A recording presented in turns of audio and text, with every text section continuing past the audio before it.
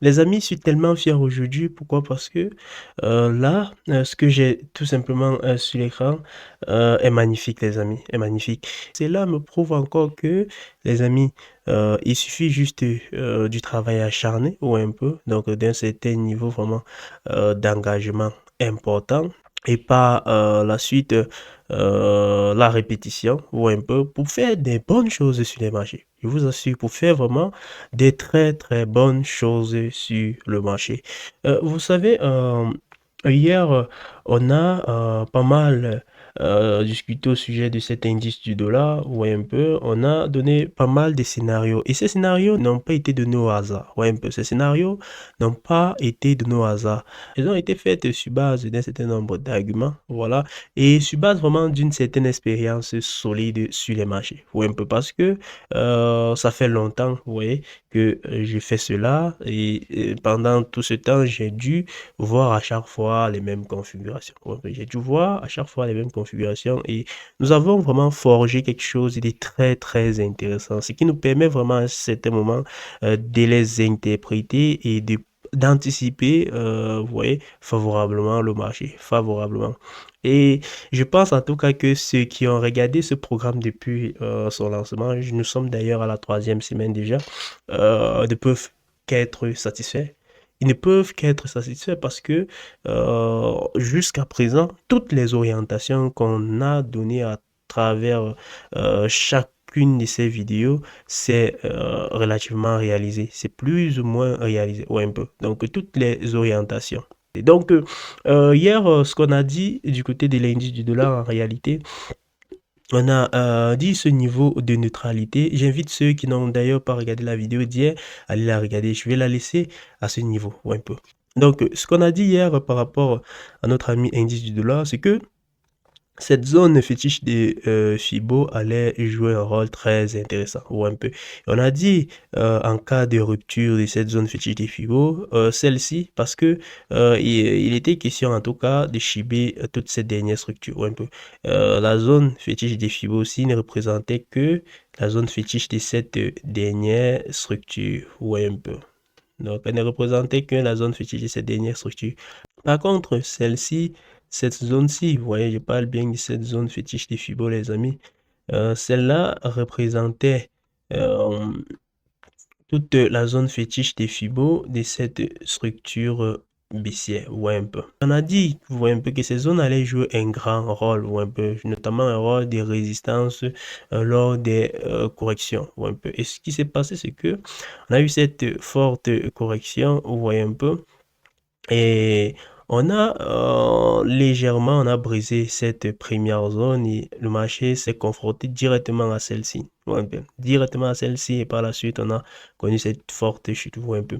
Et ce qui m'intéresse particulièrement, les amis, c'est ces configurations en marteau renversé. Ouais, un peu. On a des très belles configurations en marteau renversé sur les sommets. Ouais, un peu. Donc, à travers cela, vous confirmez une fois de plus la puissance, vous voyez un peu, des configurations en bougie japonaise. Et ces configurations en marteau japonaise, vous le savez, l'information qu'elle renvoie, surtout lorsqu'elle apparaît, vous voyez un peu, sur les sommets du marché, c'est que on serait probablement, vous voyez un peu, sur les sommets de la correction. Et l'idée serait en tout cas d'anticiper déjà une nouvelle accélération baissière. Ouais, un peu. Ça a été le cas également sur ce sommet. Regardez, sur ce sommet, on a eu également cette configuration en marteau renversé, plus l'avalement baissier, donc une étoile, une configuration en étoile du soir à ce niveau. Donc là, on avait vraiment une série de trois confirmations là. Confirmation en étoile du soir, confirmation en avalement, confirmation en marteau renversé, ou un peu.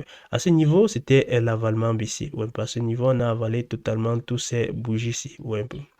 Et là, on avait des marteaux, ou un peu, on avait une succession de marteaux renversés, ou un peu. Des configurations qui, bien évidemment, lorsqu'elles apparaissent sur des sommets de marché, elles présagent effectivement un retour du marché à la baisse, ou un peu. Et par la suite, la configuration qui m'a tellement plu, et d'ailleurs, j'étais en cours avec un de nos étudiants hier et tout, et j'ai tellement insisté sur cette configuration en bougie de contrôle. Ouais, j'ai tellement insisté sur cette configuration en bougie de contrôle et j'ai dit, lorsque cette bougie de contrôle apparaît, notamment après une séquence ouais, un peu indécise comme ce qu'on a vu là, ouais, un peu, et la bougie de contrôle apparaît et brise tout simplement cette zone d'accumulation. Voilà, on l'a brisé ouais, un peu. Là, c'est tout simplement signal d'une probable accélération baissière qui s'annonce un peu. Donc, c'est probablement un signal d'une accélération baissière. J'ai insisté dessus durant la séance de travail et j'ai recommandé, voilà, l'idée de privilégier dès l'ouverture des marchés ou un peu les positions de vente à découvert rien qu'à cause, vous voyez, de cette bougie de contrôle. Pourquoi? Parce que c'est une configuration qui va vraiment donner généralement des directions, qui va généralement donner un ton directionnel au marché. On a parlé de ces bougies de contrôle dans les précédentes vidéos et tout. Je vous invite à les regarder. Vous allez voir que ce sont des configurations qui, vraiment, lorsqu'elles apparaissent, présage généralement une forte accélération baissière par la suite ou un peu. Et elle a également avalé toutes les précédentes bougies, donc il était tout simplement inadmissible d'ignorer cela. Ouais, donc lorsqu'elle apparaît et elle avale encore toutes les précédentes bougies, les amis, c'est plutôt un signe vraiment positif en faveur d'une nouvelle accélération baissière ou un peu. Et du côté des indicateurs, vous pouvez voir, on connaît également cette bonne accélération baissière du côté du RSI. Ce qui me plaît, c'est qu'il n'y a pas de signe de divergence visible ou un peu. Donc là, vraiment, on est dans quelque chose plutôt limpide. Donc, cette accélération-ci, elle est saine ou un peu. Donc, il n'y a pas de signe de divergence visible en fait. Voilà. Donc, c'est quelque chose qu'il faut noter vis-à-vis d'un moyenne mobile. Ouais, c'est tout simplement magnifique. Ouais. Donc, je vais passer un peu rapidement en 4 heures. Là, pour voir, voilà, ouais, en 4 heures, c'est juste magnifique, les amis. Cette succession de marteau renversé, ouais, par la suite, cette forte accélération baissière. Voilà un peu. Donc, voilà à quoi ressemble notre graphique en 4 heures, les amis. Donc, je vais très rapidement passer sur notre paire euro-dollar parce que vous savez, on a un trade dessus sur l'euro-dollar, sur l'USD-CHF et sur le JPY et le JBP-USD. Donc, je vais très rapidement. Du côté de l'euro-dollar, vous pouvez remarquer, nous sommes dessus. Voilà. Vous pouvez remarquer, l'accélération est juste magnifique. Voilà. L'accélération est juste magnifique. Et figurez-vous que hier, j'ai parlé dans la vidéo d'hier de cette ligne de tendance un peu. J'ai notamment insisté sur le fait que cette ligne de tendance vraiment allait nous servir ou un peu de signal de rupture de cette structure, de cette mini-structure haussière. Un peu. Et ça a été le cas, pourquoi? Parce que le marché est arrivé, est revenu hier à ce niveau, on a frappé de nouveau cette ligne de tendance avant de connaître cette forte nouvelle accélération. Donc, et j'ai eu à le dire également dans la vidéo d'hier que ce retour sur cette ligne de tendance pourrait constituer, voilà, un nouveau point d'entrée intéressant, surtout pour ceux qui ont raté les points d'entrée précédents, ou un peu, surtout pour ceux qui avaient tout simplement raté les points d'entrée précédents. Voilà, donc on est revenu tester la ligne de tendance et la hausse est juste magnifique, comme vous pouvez le remarquer. Voilà, donc notre trade évolue très bien, favorablement et tout. Voilà, donc on ne peut que se réjouir, les amis. On ne peut que se réjouir. Maintenant, pour ce qui est le stop suiveur, il est clair que nous allons placer à ce niveau. Donc en dessous tout simplement du dernier plus bas en question, ouais, un peu dessous de ce dernier plus bas. Voilà, on va placer ceci à ce niveau et on va attendre voir si le marché brise ce dernier sommet. Si le marché brise ce dernier sommet, on va tout simplement déplacer notre stop là. Ouais, un peu. On va tout simplement déplacer notre stop là. Voilà pour sécuriser, continuer de sécuriser une bonne partie des profits déjà générés. Là, voilà ce qu'on va mettre en avant ou un peu sur cette paire euro-dollar. Et s'il faut regarder du côté du RSI, voilà, là, c'est également limpide. Il n'y a pas de divergence. Pourquoi? Parce que, voilà, le marché est orienté à la baisse vis-à-vis des sommaires et par rapport à également là, le marché est également orienté, voilà, à la baisse. Donc là également, la hausse est plutôt saine. Et indicateur moyenne mobile, voilà, la moyenne mobile est totalement orientée à la hausse. Voilà, donc c'est quelque chose juste de magnifique, les amis. Voilà. Donc on va également très rapidement passer sur l'USD-CHF, question de voir comment est-ce que notre trade se comporte là-dessus, les amis. Du côté de l'USD-CHF, les amis, c'est magnifique. Voilà, c'est tout simplement magnifique. Voilà, donc vous pouvez remarquer cette nouvelle accélération. Voilà, donc vous pouvez remarquer cette nouvelle accélération et tout. On a corrigé comme ceci, pour le moment, on accélère tout simplement. La configuration qui m'a notamment plu, et j'ai insisté d'ailleurs au sujet de cette configuration hier lors de la séance d'accompagnement avec mon étudiant, c'était le RSI qui est revenu prendre des forces sur cette zone de neutralité. Voilà, donc ce sont des configurations que j'adore vraiment. Voir un peu donc le RSI qui revient, qui remonte, voir un peu faire ce qu'on appelle le pullback, voilà, sur cette zone de neutralité. Par la suite, voilà, il s'inverse totalement. Et lorsqu'il s'inverse généralement comme ça, on peut s'attendre à une forte accélération baissière. Voilà. Donc, on peut s'attendre vraiment à une accélération baissière inédite après des configurations pareilles. Ou un peu. Donc, c'est quelque chose qu'il va falloir vraiment surveiller. Voilà, il va falloir surveiller. Donc, et cela fait office en fait d'un signal en fait de confirmation qui nous rassure qu'on est probablement dans ce qu'il faut. Voilà, donc on est probablement dans ce qu'il faut. Voilà les amis. Donc là, on peut tout simplement confirmer le fait que tout se passe bien hein, par rapport à notre position sur l'USD CHF et nous pouvons tout simplement laisser notre stop voilà à ce niveau. Voilà, donc là on sait que pour le moment on est protégé par ce dernier plus haut et on a déjà sécurisé ces parties de profit. Voilà, donc on est sécurisé là. On a déjà sécurisé cette partie de profit. Voilà, donc le stop est au-dessus de ce dernier sommet-ci. Voilà un peu les amis. Donc c'est ce qu'on va notamment privilégier sur cette paire USD CHF les amis. Voilà, donc on va très rapidement passer également à notre trade sur le JBP USD. Voilà, question de regarder ce qui se passe également là-dessus. Du côté du JBP USD, les amis, ce qui s'est passé, c'est que, bon, vous pouvez remarquer, on a brisé cette ligne de cours à ce niveau. Ou un peu, on est revenu légèrement en dessous de cette ligne de cours. Ou un peu, et on est pour le moment en train d'accélérer comme ceci. Ou un peu. Et moi, vous avez tout simplement donc, on est revenu tester cette ligne de coup ou un peu et on est en train d'accélérer comme ceci. Voilà. Donc, on est revenu, on a testé cette ligne de coup, on est en train d'accélérer comme ceci. Est-ce que on va privilégier?